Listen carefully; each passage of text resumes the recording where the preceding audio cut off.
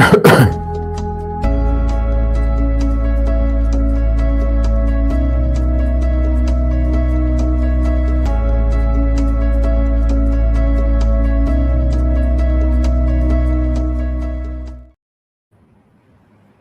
আলাইকুম, সবাইকে শুভেচ্ছা জানাচ্ছি। মাসুম মাহবুব দেখছেন ওপেন দ্য ইউটিউব চ্যানেল এবং মাসুম মাহবুব ফেসবুক পেজ।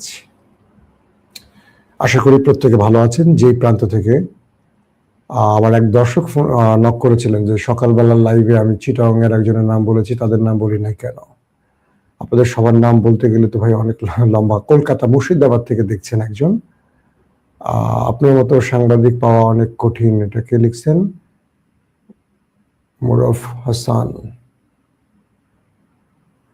বাংলাদেশের বগুড়া জেলা মহেস্থানগড় থেকে মামুনুর রশিদ। ভাই, আমি দীর্ঘ সময় বগুড়া ছিলাম। বগুড়া আমার খুব পছন্দের একটা শহর। তবে ইদানিং আমার সবচেয়ে ভালো লাগে আরেকটা নতুন শহর। সেই শহরটাতে আমি বারবার ফিরে যাই, আবার যেতে চাই। পাহাড়, পর্বত, লেক, দুর্দান্ত জায়গা। নাম বলেন আপনারা, দেখি কোন শহরের কথা বলছি। আমার দর্শক যারা দেখছেন, সেটা আমার ভালোবাসার শহর। ওখানে গেলে আমি কবি হয়ে যাই। পাহাড় আছে অনেক, চমৎকার লেক আছে, সাগর আছে। ওখানে গেলে কেমন যেন হয়ে যায়, বুঝতে পারছেন? চট্টগ্রাম। বলে দিলাম ওদের নামটা।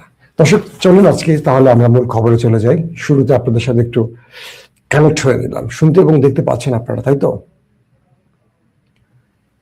ইরানের সাথে আমেরিকার লড়াইটা এখন বাঘ আর বিড়ালের নয়, বলতে পারেন এই লড়াইয়ের প্রেক্ষাপট তৈরি হচ্ছে বাঘ আর সিংহের মধ্যে। কে জিতবে শেষ পর্যন্ত? আসলে বনের রাজাকে এই মুহূর্তে ডোনাল্ড ট্রাম্প যেভাবে আয়োজন করেছিলেন, সে আয়োজনে কিছুটা ভাটা পড়ে গেছে। কারণ